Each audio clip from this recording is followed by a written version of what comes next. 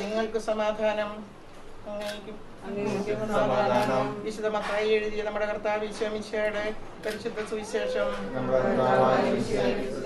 എല്ലാവർക്കും വിശ്വാസത്തോടും പ്രതീക്ഷയോടും കൂടി കർത്താവേ ഞങ്ങളുടെ പ്രാർത്ഥന കേൾക്കണമേ എന്ന് അപേക്ഷിക്കാം. കുടുംബജീവിതം ആരംഭിക്കുന്ന ഈ നവദമ്പതികളെ സന്തോഷവും സംതൃപ്തിയും നൽകി അനുഗ്രഹിക്കണമേ എന്ന് ഞങ്ങൾ പ്രാർത്ഥിക്കുന്നു.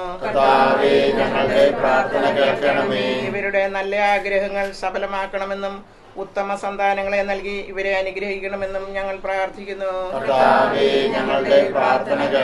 വിശ്വസ്തരായ ധാരാളം മിത്രങ്ങളെ നൽകണമെന്നും സൗഭാഗ്യത്തിൽ ഇവരെ പുലർത്തണമെന്നും ഞങ്ങൾ പ്രാർത്ഥിക്കുന്നു. കുടുംബത്തെ സ്ഥാപിക്കുകയും കുടുംബജീവിതത്തെ അനുഗ്രഹിക്കുകയും ചെയ്ത പിതാവും പുത്രനും പരിശുദ്ധാത്മാവുമായ സർവേശ്വര, അങ്ങ് ഞങ്ങളുടെ മധ്യേ സന്നിധിയാണെന്ന് ഞങ്ങൾ വിശ്വസിക്കുന്നു. അങ്ങേ ഞങ്ങൾ ആരാധിക്കുന്നു. അങ്ങേക്ക് ഞങ്ങൾ നന്ദി പറയുന്നു. ഞങ്ങൾ ചെയ്തു പോയിട്ടുള്ള എല്ലാ പാപങ്ങൾക്ക് പരിഹാരമായി കർത്താവെ ഇങ്ങേ സന്നിധിയിൽ ഞങ്ങളുടെ കുടുംബത്തിൽ നിന്ന് മരിച്ചുപോയവരെ ഈ സമത്വത്തിൽ ഞങ്ങൾ ഓർമ്മിക്കുന്നു. നിത്യം പിതാവും പുത്രനും പരിശുദ്ധാത്മാവുമായ സർവേശ്വര എന്നേക്കും. പിതാവായ ദൈവമേ, വിവാഹം എന്ന കൂദാശയിൽ ഞങ്ങളെ ഒന്നാക്കിയതിന് അങ്ങയോട് ഞങ്ങൾ നന്ദി പറയുന്നു. ഇനി ഞങ്ങൾ രണ്ടല്ല ഒന്നാണ് എന്ന അവബോധം ഞങ്ങളിൽ സദാ വളർത്തണമേ. ഞങ്ങൾ അന്യോന്യം സമർപ്പിച്ചും പ്രോത്സാഹിപ്പിച്ചും പോരായ്മകൾ ക്ഷമിച്ചും സഹിച്ചും വളരുവാനും പരസ്പര ധാരണയിലും ഐക്യത്തിലും ജീവിക്കുവാനും അന്ത്യം വരെ വിശ്വസ്തരായി വ്യാപരിക്കുവാനും ഞങ്ങൾ ആഗ്രഹിക്കുന്നു.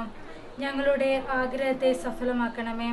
ഞങ്ങളുടെ ജീവിതാന്ത്യത്തിൽ അങ്ങയെ നേരിൽ കണ്ട് ആനന്ദിക്കുവാനുള്ള അനുഗ്രഹം ഞങ്ങൾക്ക് പ്രദാനം ചെയ്യണമേ. സകലത്തിന്റെയും നാഥ എന്നേക്കും.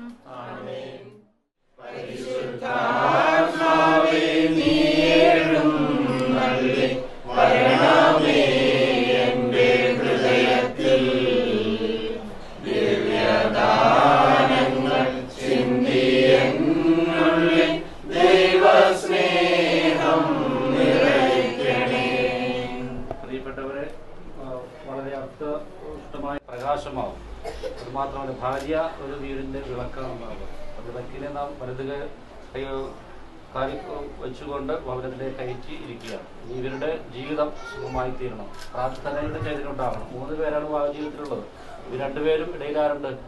ഈശോ ഉണ്ട്, ക്രിസ്തുവാണ്. ക്രിസ്തുവായി ബന്ധിപ്പിച്ചിരിക്കുന്നത് പ്രാർത്ഥനാ ചൈതന്യം 3 തലങ്ങളാണെന്ന് അറിയാമല്ലോ നമുക്ക്. ഇപ്പോൾ കൗദാശിക ജീവിതം, നാം കൗദാശിക പരികർമ്മം കഴിഞ്ഞ് പള്ളിയിൽ നിന്ന് വന്നു. ഇവർ തമ്മിലുള്ള ജീവിതം, ദാമ്പത്യ ജീവിതം, പിന്നെ കുടുംബ ജീവിതം, മക്കളുള്ള ജീവിതം, ഇതൊന്നും ഒന്നും തീർന്നു പോകുന്നില്ല. ആദ്യത്തെ കൗദാശിക ജീവിതം പള്ളിയിലെ പരിപാടി കഴിഞ്ഞൊന്നുമില്ല.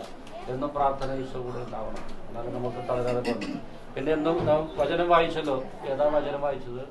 പ്രാർത്ഥനയ്ക്കുണ്ടായി. കാരുണ്യവാനായ കർത്താവേ, ഇപ്പോൾ അലനെയും മെറിനെയും സമർപ്പിച്ച് പ്രാർത്ഥിക്കുന്നു. തിരികെ നടന്നുകൊണ്ട് ഈ മക്കൾക്ക് വേണ്ടി മാധ്യസ്ഥം വഹിക്കുന്നു. അങ്ങേ തിരികെ നിൽക്കുന്ന സ്നേഹവും ശാന്തിയും സമാധാനം ഐശ്വര്യം കൊണ്ട് ഈ മക്കളെ നയിക്കണമേ. അലനെയും മെറിനെയും അനുഗ്രഹിക്കണമേ. ഇവിടെ ദാമ്പത്യ ജീവിതം എന്നും അനുഗ്രഹപ്രദമാകട്ടെ. ഇവിടെ വൈവാഹിക ജീവിതം, കൗദാശിക ജീവിതം എന്നും അനുഗ്രഹിക്കപ്പെടുമാറാകണമേ. കുടുംബജീവിതത്തിലേക്ക് ആലോചന വയ്ക്കുമ്പോൾ അവർക്ക് ലഭിക്കുന്ന സന്താനങ്ങളിലെ മക്കളെയും വിശ്വാസത്തിലും സ്നേഹത്തിലും ജീവിക്കുവാനുള്ള ആത്മീയത കൊടുത്ത് ജീവിക്കുവാനുള്ള വലിയ കൃപ കൊടുത്ത് വരെയും നിറയ്ക്കണമെന്ന് പ്രാർത്ഥിക്കുന്നു. അങ്ങയുടെ പരിശുദ്ധാത്മശക്തി നിറയ്ക്കണമേ.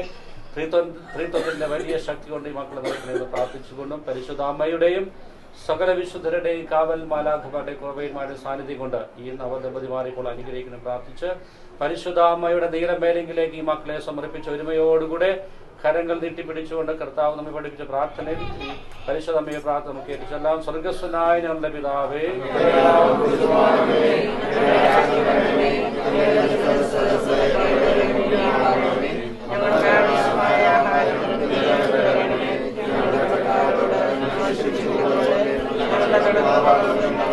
ഞങ്ങളുടെ